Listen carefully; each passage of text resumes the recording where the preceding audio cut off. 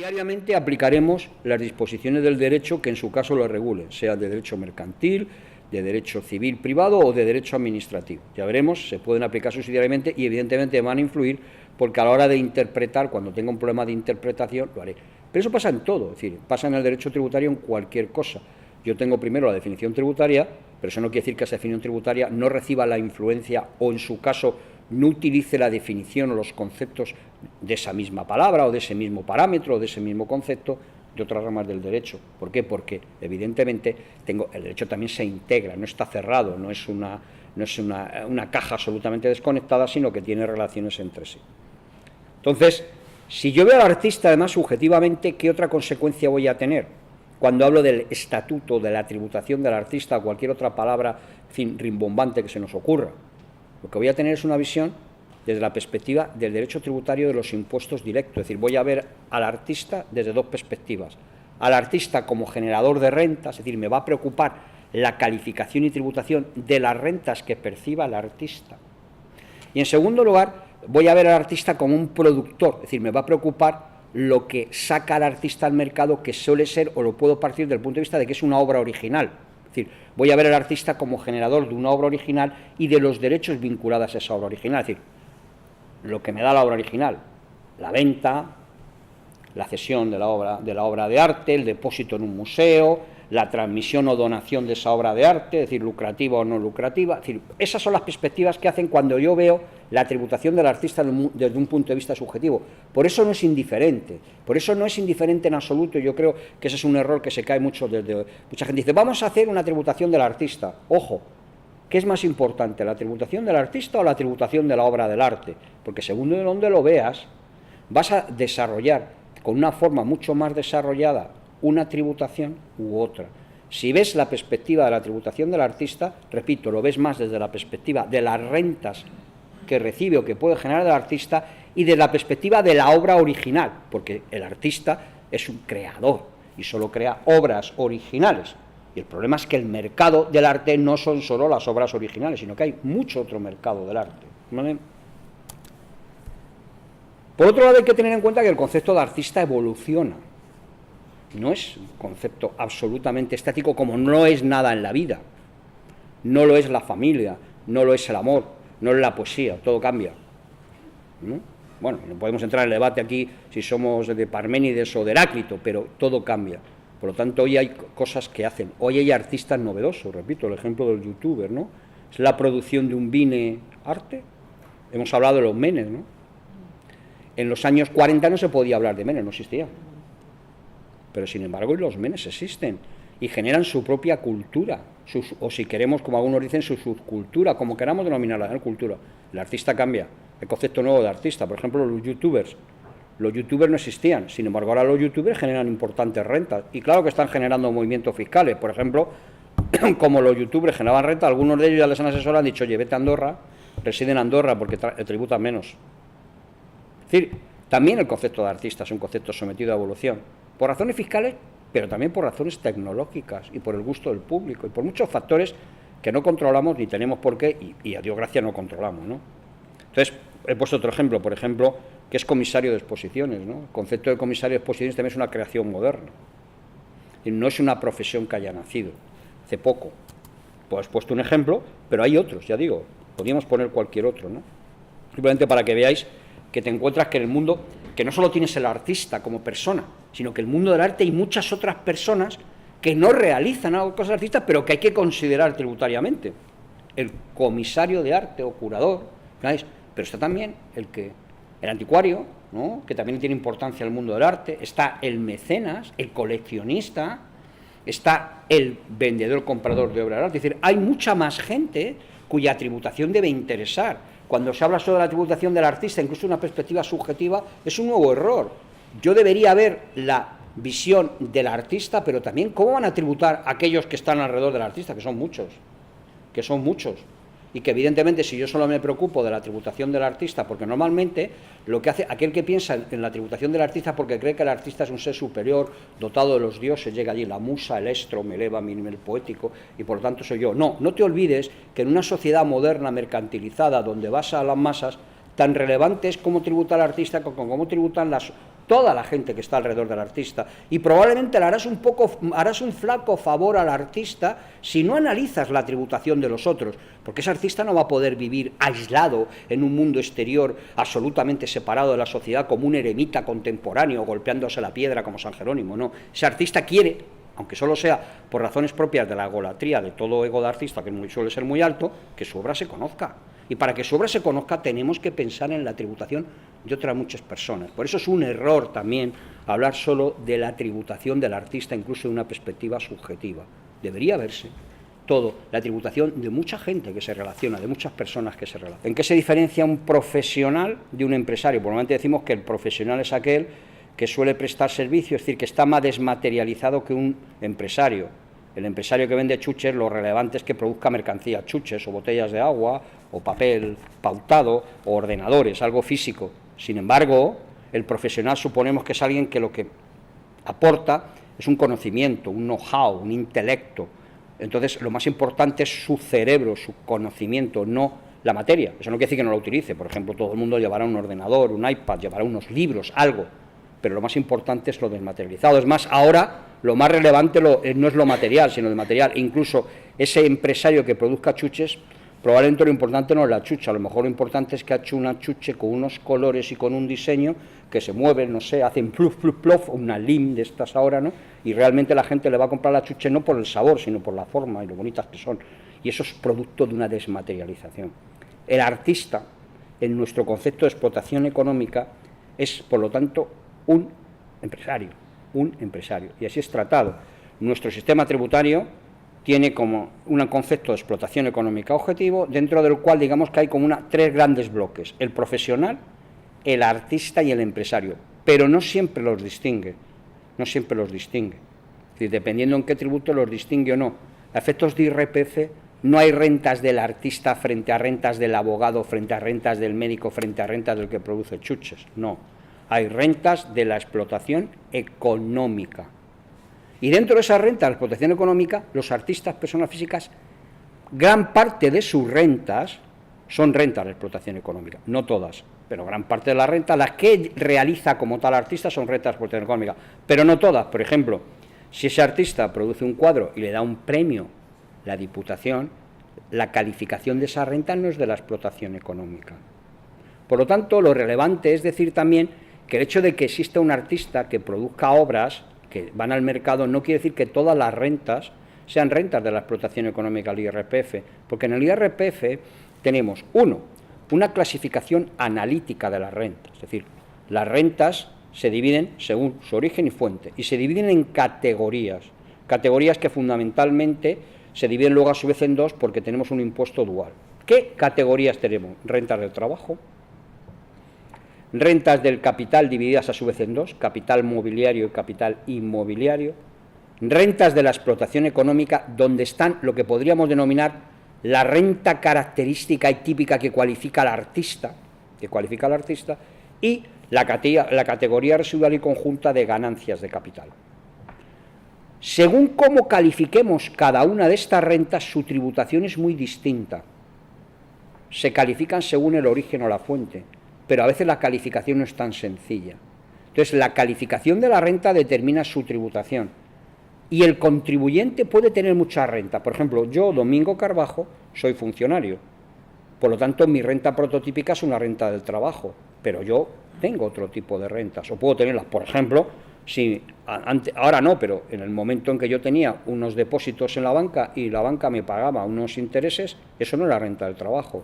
Eran rentas del capital mobiliario, derivadas a su vez, de acuerdo con la clasificación del artículo 25, rendimientos del capital mobiliario derivados de la cesión de capitales propios. Es decir, hay que calificar la renta. Y un artista, aunque su renta típica, lo que la cualifica como tal, sea una renta de explotación económica, no quiere decir que no tenga otras rentas. Es más, normalmente un artista tendrá otras rentas, además de la explotación económica, que generarán en cada caso una cualificación diferenciada, y habrá que ver renta por renta, modalidad de renta por modalidad de renta, cómo tributa.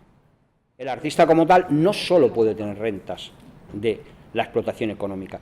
¿Hay algún otro tipo de rentas típicas de los artistas? Pues sí, porque fundamentalmente un artista tendrá, además de la renta derivada de su propia actividad, tendrá, normalmente acudirá a premios, es decir, acudirá a concursos y tal, con lo cual tendrá premios, es decir, tendrá premios, etcétera, tendrá ayudas públicas, etcétera, es decir, probablemente tenga rentas que sean calificadas como ganancias de capital, y para muchos artistas habrá rentas derivadas de la cesión de su propiedad intelectual, es decir, tendrá rentas derivadas de la cesión de su propiedad intelectual. Eso evidentemente dependerá del tipo de artista, es decir, por ejemplo, el literato, es decir, el escritor, normalmente lo que tendrá será más rentas derivadas de la cesión de su derecho de propiedad intelectual que otra cosa, porque lo que querrá será, habrá realizado un contrato con una editorial y lo que hará será que esa editorial le pagará por sus derechos de propiedad intelectual.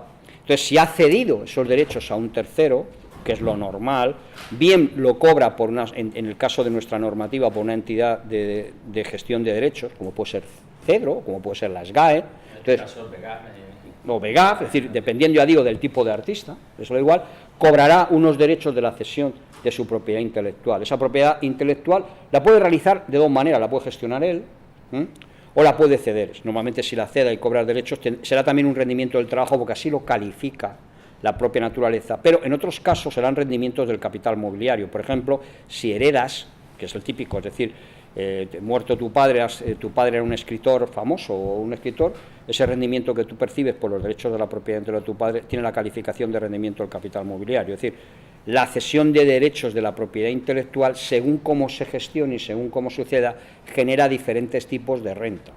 Y por lo tanto también hay que considerar que su tributación dependerá de la calificación de la renta.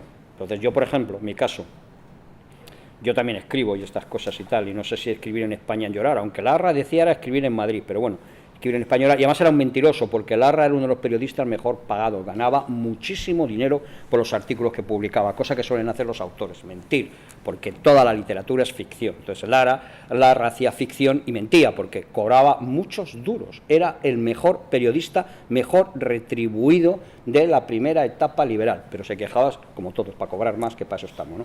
Entonces, y como ya digo, yo, por ejemplo, yo tengo actividades también como artista, porque yo también soy artista. Es decir, por un lado tengo lo que me da CEDRO, ¿no? Y por lo tanto recibo una retribución, puesto que tengo cedido mis derechos generales o colectivos a CEDRO. Luego tengo mis propios libros o mis propias publicaciones en artículos, etcétera, y genero propiedad intelectual. Entonces, cuando yo declaro mi renta, yo tengo evidentemente mis rendimientos de la propiedad intelectual cedidos a terceros, que lo que me generan son otro tipo de rendimientos del trabajo, porque están cedidos y se gestionan por una explotación independiente por un tercero. ¿De acuerdo? Entonces ya digo que normalmente el artista recibirá no solo rendimientos de explotación económica, sino otro tipo de rendimientos clasificados en el IRPF según su naturaleza, su fuente, su origen. Y dependiendo de la situación del artista, en fin, el tipo de artista que sea, probablemente la mayoría de sus ingresos o de sus rentas no sean rentas de explotación económica, sino que sean rentas de otro tipo. Por ejemplo, en el caso, ya digo, de los artistas vinculados a la literatura, es decir, escritores, intérpretes, traductores, etcétera, normalmente la mayoría de sus ingresos, de su renta, no serán rendimientos de explotación económica, sino rendimientos derivados de la cesión de la propiedad intelectual, que son rendimientos generalmente, al estar cedidos a tercero a través de vinculaciones de explotación, rendimientos del trabajo. Repito, por lo tanto, que en la misma persona pueden darse multitud de rentas y cada una de las rentas tiene que verse calificada su tributación según la naturaleza de la renta.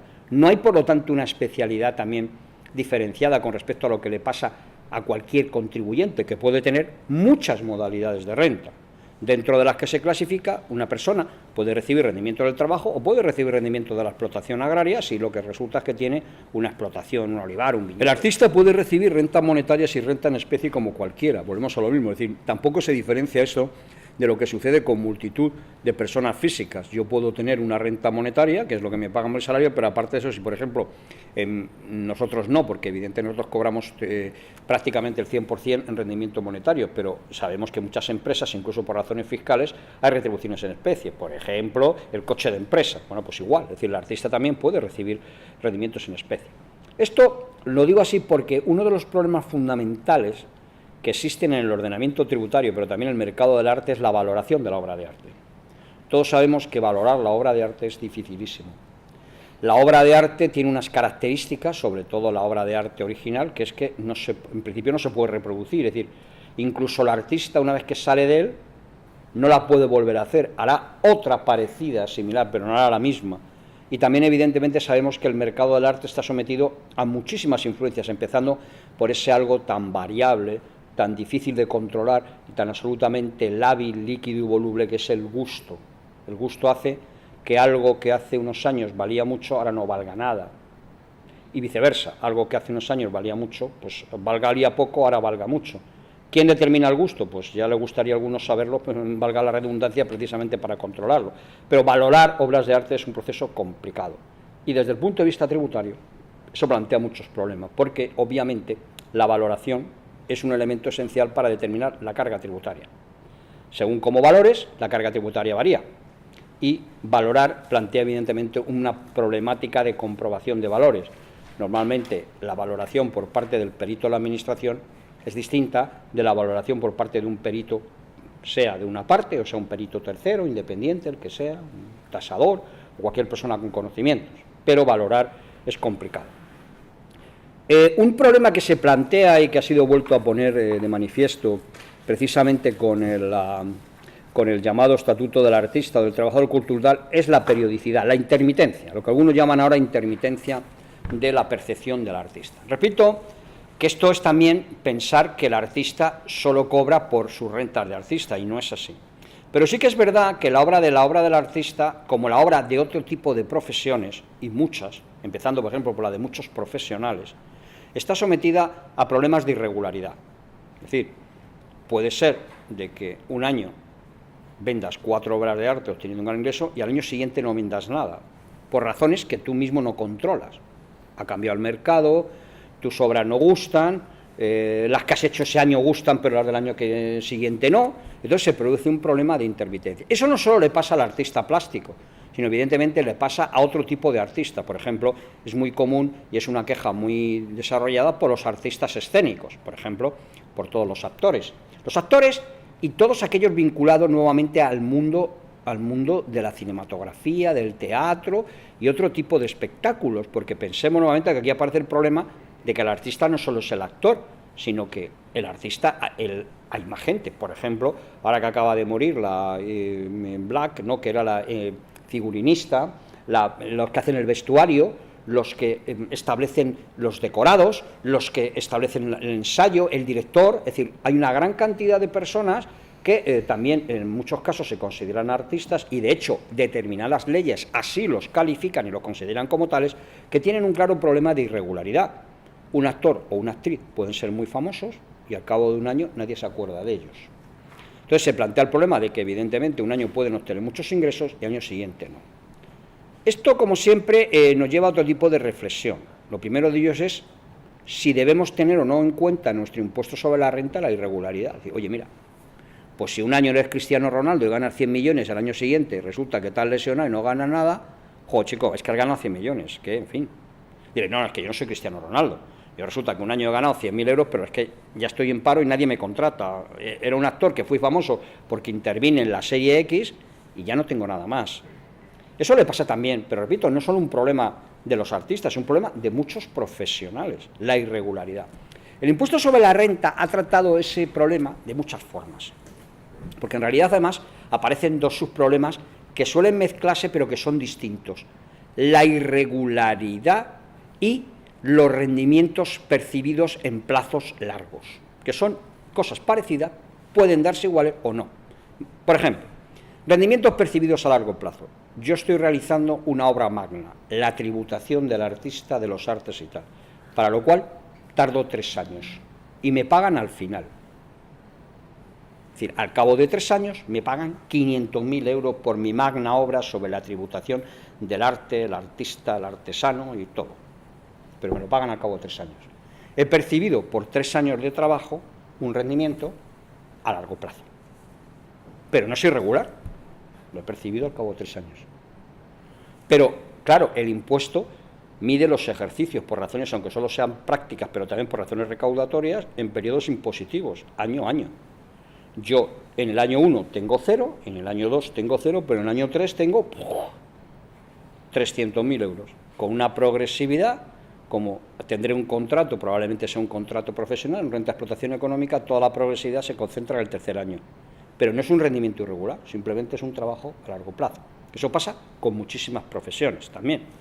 El arquitecto que diseña, por ejemplo, y que está realizando la construcción de un centro comercial para el que tarda 2 años y que decide, por la razón que sea, a lo mejor porque es que le dicen, no, vas a cobrar al cabo de los 2 años, que solo cobra al cabo de 2 años. Evidentemente él ya tratará de negociar otra cosa, pero puede ser así, y de hecho es así.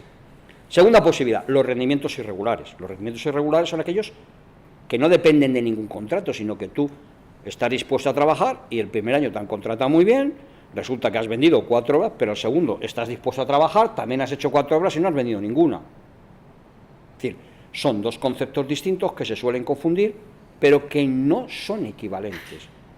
Entonces, la irregularidad plantea el problema, luego tercero, de si la queremos resolver, ¿cómo la resolvemos? Porque la irregularidad, no nos olvidemos, va unida a un problema de progresividad. Es decir, si se tributara a un tipo proporcional al que fuera igual, es decir, a un tipo lineal, la irregularidad sería mucho menor. Bueno, pues mira, oye, pues, al contrario, realmente lo que te podría interesar sería solo cobrar mucho un año y el año siguiente nada, porque realmente podrías de alguna forma tributar ya una parte y ya está. Pero si hay progresividad, la cosa cambia. Entonces, los problemas de la periodicidad y de la irregularidad van siempre vinculados a la progresividad. Si no hubiera progresividad, el problema no existía, con lo cual se plantea, bueno, hasta qué grado tiene que ser o no progresivo. Los métodos para evitar los argumentos sobre la irregularidad han sido y son muy variados. Medias móviles, medias sistemáticas, reducciones, etc. Nuestro impuesto vigente tiene una cosa para compensar esos efectos, que es el llamado tratamiento de los rendimientos irregulares. Los rendimientos irregulares en nuestro impuesto responden a 2 conceptos. Uno, rendimientos que se generaron durante un periodo de generación largo, superior a 2 años, por ejemplo, una indemnización laboral por despido. A mí me despiden y me pagan, pues, he estado 10 años trabajando por 10 años. El rendimiento de mi indemnización compensa de alguna manera 10 años de trabajo, ¿vale? Pero en segundo lugar, también trata de compensar, y por eso repito que en el mismo artículo, por ejemplo el 32, que es un artículo donde hay un rendimiento, donde está el tratamiento de las rentas irregulares de los profesionales de la explotación económica, pues también es cuando te pagan ese rendimiento irregular de una manera fraccionada y periódica. Cuando te dicen, te tengo que pagar 500.000 euros, pero lo hago es que te lo pago en 4 años, de manera fraccionada. Ese es otro problema distinto, porque evidentemente el impuesto, si yo te pago fraccionadamente, puedo hacerlo de una manera para evitarte la progresividad, con lo cual también el impuesto tiene que reaccionar contra una fórmula que lo que hace es tratar de eliminar la progresividad. En los momentos actuales, los rendimientos calificados como irregulares, que no son todos, sino que requieren, primero, solo determinados rendimientos, por ejemplo, no hay ganancias de capital irregulares. Segundo, tiene que cumplir varios requisitos. Uno de ellos es que se generen en un periodo de tiempo superior a 2 años, etcétera, etcétera. La ventaja que tienen es que provocan una exención del 30% del valor del rendimiento. Es decir, un rendimiento calificado como irregular no tributa al 100%, sino que tributa al 70%. Hay una enorme polémica, además acaba de haber 3 sentencias de casación del Supremo sobre tema de profesionales, etcétera. Pero los artistas no plantean eso. Los artistas lo que piensan no es tanto en el rendimiento irregular, sino en la intermitencia del rendimiento, que es el otro problema, el problema de que yo no sé, aunque este año gane mucho, si al año siguiente voy a cobrar. Y además, mi ciclo de vida es corto. Es decir, el problema también de los deportistas. Yo, como jugador de fútbol, normalmente, o como jugador de baloncesto, voy a tener una actividad profesional que a los 30 años se ha terminado. ¿Qué voy a hacer los otros 40 años de mi vida, o 30 años y tal?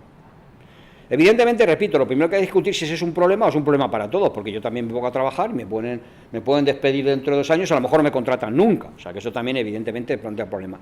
Pero lo que se plantea es, en el supuesto, y aquí podríamos entrar en un gran debate, si sí o no, y de cómo, en el supuesto de que ese sea un problema debido a la progresividad del impuesto sobre determinado rendimiento, porque el impuesto es progresivo sobre los rendimientos que integran la llamada base imponible general: trabajo, capital inmobiliario, algunos rendimientos del capital inmobiliario y explotación económica, pero no es progresivo en otros rendimientos que integran la base imponible del ahorro. Es decir, si el impuesto sigue siendo progresivo sobre las rentas típicas o normales de un artista, que son los de la explotación económica, y en el supuesto de que aceptemos que hay que solucionar el problema de su periodo corto de vida laboral o de la intermitencia, es decir, de la dificultad para predecir o prever que yo voy a seguir obteniendo rendimientos como artista a lo largo de unos periodos de tiempo, ¿cómo debo tratar ese tema? El Estatuto del Artista, en la propuesta que tiene, utiliza un modelo que ya existió en nuestro sistema tributario, que es un modelo de medias móviles. Es un modelo enormemente complejo, que genera, a mi entender, una enorme dificultad de gestión y de complejidad. Y dada la experiencia del tratamiento de los rendimientos irregulares, no va a contentar a todos. Y va a generar la polémica de que todos evidentemente van a decir que por qué los artistas sí y yo no. O sea, ¿en qué se diferencia un artista de mí? Evidentemente, todo esto será discutible porque no solo están los artistas, están los deportistas, están los profesionales, están determinados trabajos, por ejemplo, los trabajos de temporada, ¿no? Aquí en Málaga, seguro que en los meses de verano hay mucho más trabajo que en el mes de noviembre. Luego, eso tiene otros problemas. Pero sí que es verdad que una de las grandes presiones de todo el mundo de los artistas es el elemento de la repito, irregularidad, que más que irregularidad es intermitencia o falta de posibilidad de predecir los ingresos de una manera regular a lo largo del tiempo. Esto, evidentemente, es muy debatible, pero sí que es verdad que en nuestro sistema el tratamiento que tenemos de las rentas irregulares no prevé eso. El tratamiento de las rentas irregulares confunda, a mi entender, esos dos conceptos, pero tiene otros objetivos, que es que determinadas rentas que se producen de una sola vez, pero que responden a muchos periodos de generación, no sufran el hecho de que se las pague de una manera, de una sola vez, no sufran la progresividad. Y eso no es exactamente el problema al que hace referencia los artistas.